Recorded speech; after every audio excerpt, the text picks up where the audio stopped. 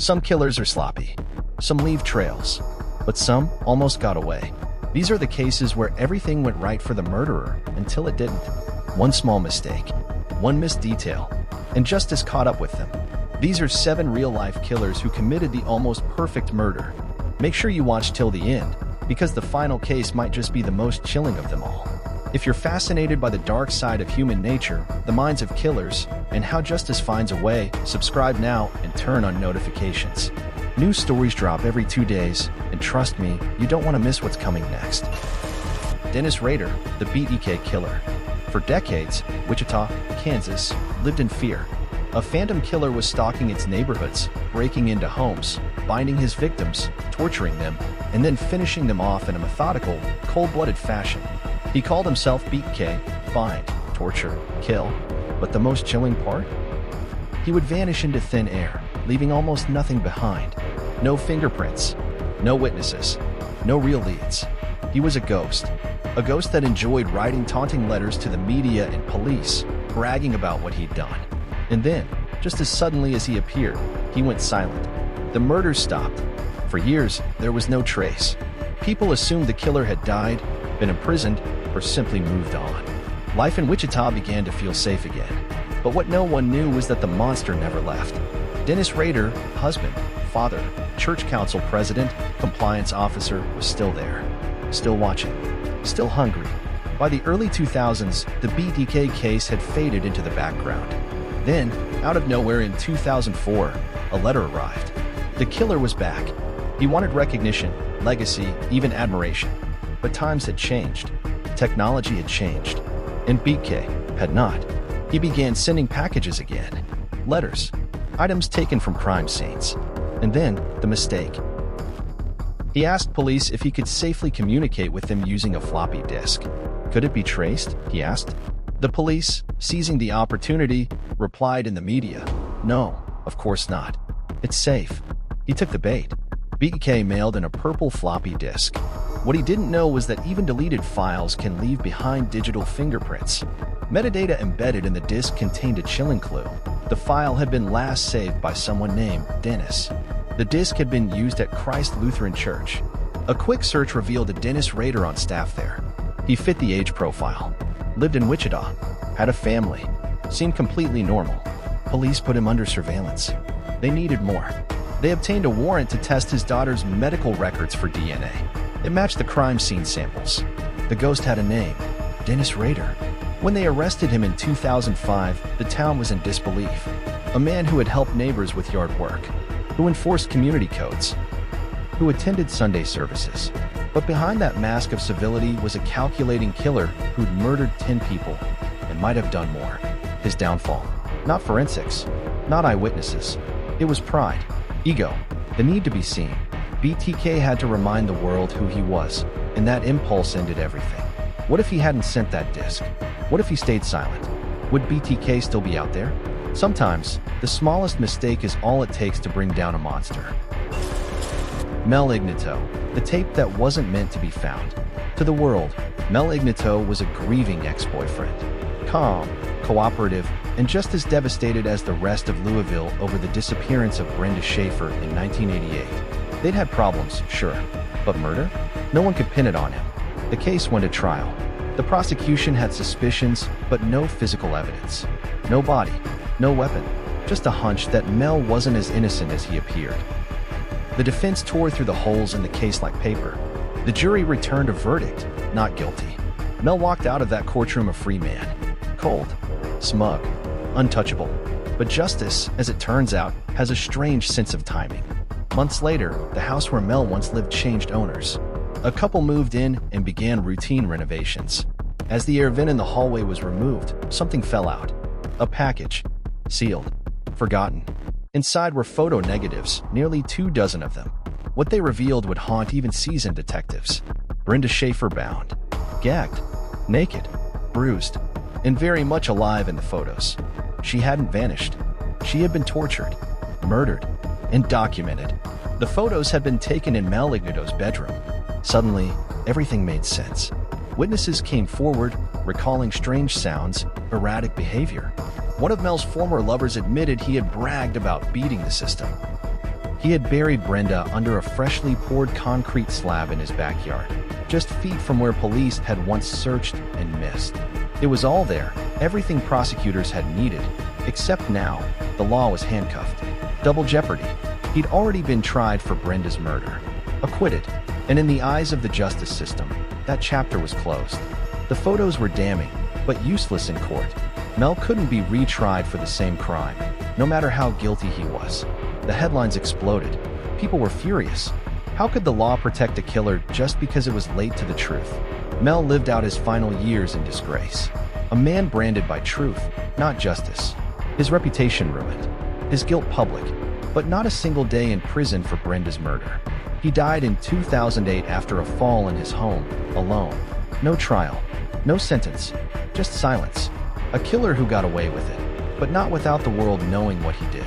Sometimes the system fails. Sometimes the truth surfaces too late. But stories like these remind us that evil has a way of leaving footprints, even if justice limps behind. What would you do if you found a clue like that? Drop your thoughts in the comments. Leopold and Loeb, the thrill killers. In 1924, Nathan Leopold and Richard Loeb were not your average criminals. Both were brilliant, well-educated young men, attending the University of Chicago. Leopold was a prodigy with an IQ of 210, and Loeb was a charming, affluent sociopath. Together, they believed they were superior to the law and society above consequences. Inspired by the writings of Nietzsche and a twisted obsession with committing the perfect crime, they hatched a chilling plan. They didn't just want to murder someone. They wanted to prove that they could kill and get away with it. A crime so flawless, so meticulously executed, that it would be a masterpiece of criminal genius. They chose their victim, 14-year-old Bobby Franks, a relative of Loeb. The perfect target, someone close enough to not raise suspicion, but still far enough removed to avoid immediate discovery. They planned every detail, from the abduction to the disposal of the body.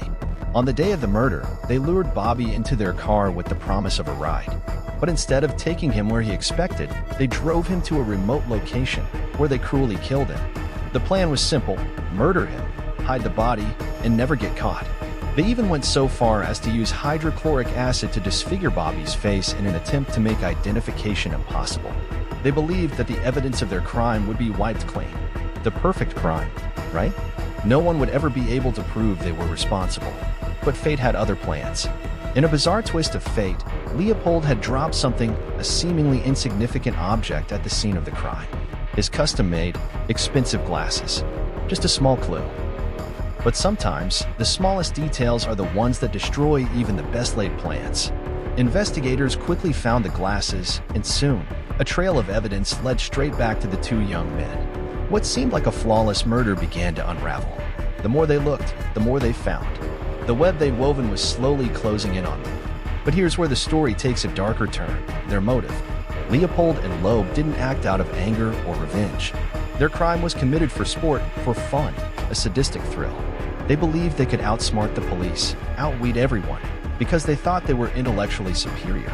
But as the investigation progressed, they learned that intelligence wasn't the only thing needed to commit the perfect crime.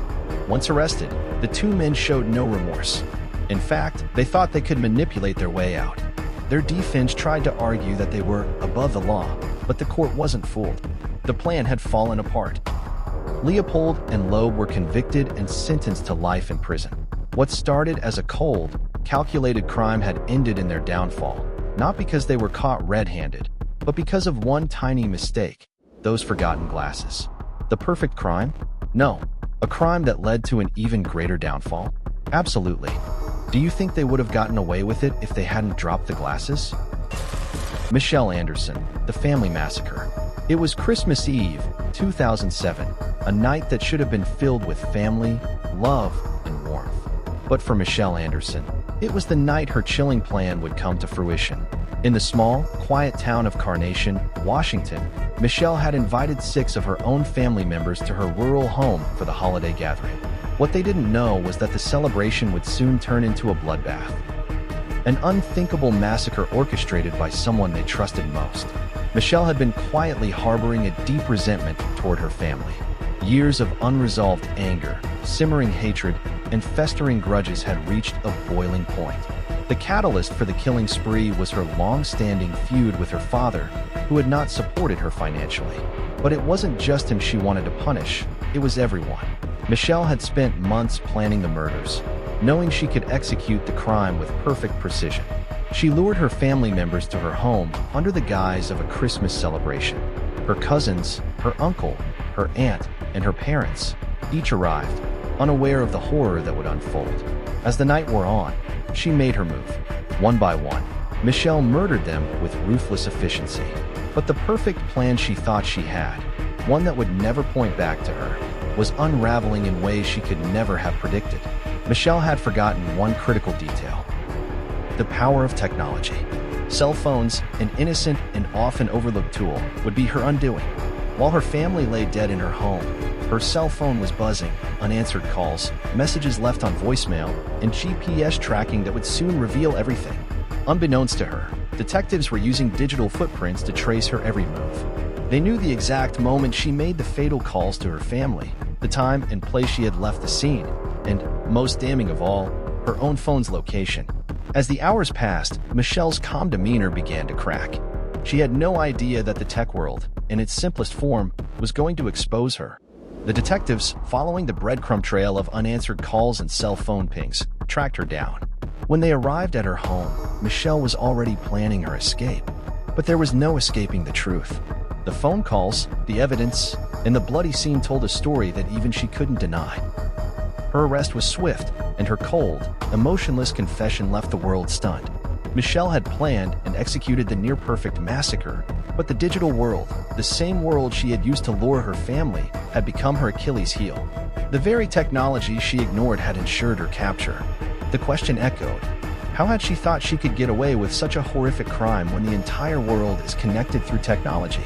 Michelle's calm confession left a chilling impression. The woman who killed her family without remorse had failed because she couldn't outrun the digital footprint she left behind.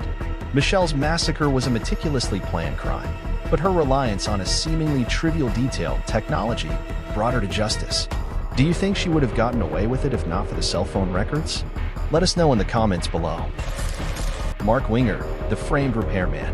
It was a tragic scene in 1995. Mark Winger, a seemingly upstanding man in his 30s, was found in his suburban Illinois home standing over the lifeless bodies of his wife, Donna, and a man named Roger Harrington, a repairman who had been sent to fix the Wingers' air conditioning. Mark claimed that the repairman, who had a history of mental illness, had suddenly snapped, violently attacking his wife. In self-defense, Mark said, he shot Harrington to protect himself and Donna. The police believed him. Mark became a grieving husband, the hero who saved his own life. The case appeared closed, the mystery solved, or so it seemed. But what appeared to be a simple act of self-defense began to unravel years later, revealing a dark truth that no one could have predicted. Mark Winger had done everything right to cover his tracks. He had told a convincing story, one that fit perfectly with the physical evidence at the scene. But there was one thing he didn't account for: time. Years passed, and the case quietly drifted into the past. But in 2002, a new twist emerged. A close friend of Mark's came forward, claiming something shocking: that Mark had orchestrated the entire event. He had planned the murder of his wife all along, and the repairman's death had been part of the plan. The friend confessed that Mark had confessed to him in a private conversation, detailing how he would set up Harrington as the fall guy, a tragic pawn in a much larger scheme. At first, it seemed impossible. Mark had been so convincing, the story so airtight. But detectives weren't ready to let go. They dug deeper into the timeline of events. Something didn't sit right. The phone records told a different story, one that contradicted Mark's version of events. On the night of the murder, Mark had called his wife's phone while she was still alive, just minutes before he claimed to have heard the fatal confrontation. The calls didn't line up with his version of the timeline. Mark's own story was filled with holes, and those holes were growing. The case reopened, and investigators went over the evidence with a fine-toothed comb. What they uncovered sent chills down their spines. Surveillance footage, previously overlooked, showed Mark leaving the house the night before, carrying a duffel bag that could have contained the weapon used to kill Donna and Harrington. Mark's phone records didn't match his original statements. Something he had said to police just wasn't possible. A simple mistake had cost him everything. In a final twist of fate, the truth came crashing down on Mark Winger. It was clear now. he hadn't been a hero. He had murdered his wife for her life insurance policy and framed an innocent man. The repairman was just a pawn in his deadly game. And after years of deceit, the web of lies finally caught up with him. Mark was arrested, tried, and convicted of both murders. He was sentenced to life in prison, where he would remain for the rest of his days, far from the life he had once worked so hard to protect. Mark Winger's carefully crafted story fell apart because of one crucial mistake: time. When his lies didn't match up with the evidence, the truth emerged. How many others like Mark are out there, hiding their darkest secrets? Stacy Castor, the antifreeze widow. Stacy Castor seemed like the perfect wife, caring, attentive, and devoted to her family. But beneath her facade was a woman willing to kill to keep her secrets buried. In the early 2000s, Stacy's first husband, Michael Wallace, died suddenly of what doctors believed was a heart attack. Devastated but not suspicious, the family mourned his passing. Stacy, the grieving widow, took the opportunity to collect his life insurance policy, and life slowly returned to normal. But tragedy struck again. Just a few years later, Stacy's second husband, David Castor, also died unexpectedly. This time, the cause was ruled as alcohol poisoning, an odd and tragic fate for a man who had no history of drinking heavily. Still, there were no immediate red flags, and Stacy once again found herself in the position of a widow, alone but financially secure. Her two daughters, now young adults, were left in her care. But in 2005, something unexpected happened. Stacy's daughter, Ashley, found herself poisoned. The symptoms were eerily similar to those of David and Michael: nausea, vomiting, and confusion. Doctors immediately suspected something wasn't right, and after Ashley fell unconscious, they managed to save her life. However, her condition worsened as it became clear that she, too, had been poisoned, this time with antifreeze, a toxic substance that doesn't easily raise suspicion. It wasn't just the physical symptoms that raised red flags. It was the chilling discovery that Ashley had been forced to write a suicide note. One that pointed directly at herself, blaming her for her own near-death experience. Stacy had told Ashley that she had taken too many pills, convinced her to write the note, and then poisoned her. It seemed like a perfect setup. Ashley would die, and it would be deemed a suicide, but with a note that would cast all suspicion away from her mother. But Ashley, after surviving the poisoning, woke up determined to expose her mother's twisted plan. She went to the police with the horrifying details. The investigators found that the handwriting on the note was identical to Stacy's, not Ashley's. Then, a shocking discovery. The same method of poisoning that killed both of Stacy's husbands, the antifreeze, was the same substance that had been found in Ashley's system. The evidence became undeniable. Stacy Castor had killed both of her husbands in cold blood. But it didn't stop there. Her manipulative web of lies was beginning to unravel. Stacy's first husband, Michael, had been poisoned with antifreeze, too. She had strategically killed both men to collect life insurance and then framed her daughter for her own death to silence her and cover up the crime. But it was her daughter's survival and courage that shattered Stacy's perfect plan. The woman who had tried to kill her own family had finally been brought to justice. Stacy Castor was arrested, charged with 2 murders and 1 attempted murder. The court proceedings revealed the depths of her manipulation, her lies, and her heartless pursuit of wealth. In the end, she was sentenced to life in prison for the murders of her husbands and the attempted murder of her daughter.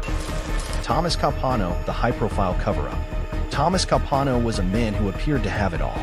A successful lawyer with wealth, influence, and a prestigious position in Delaware's political world. But behind the facade of success and respectability was a man hiding a dark secret. And when his mistress, Marie Fahey, suddenly disappeared in 1996, the story he spun to authorities would lead them to an almost perfect cover-up. Almost. And Marie Fahey was an up-and-coming secretary to the governor of Delaware, bright, ambitious, and well-liked by those who knew her. She had been involved in a secret affair with Thomas Capano for some time, but their relationship was tumultuous. Capano was married with children, and Marie, tired of being kept in the shadows, was considering ending the affair and moving on with her life.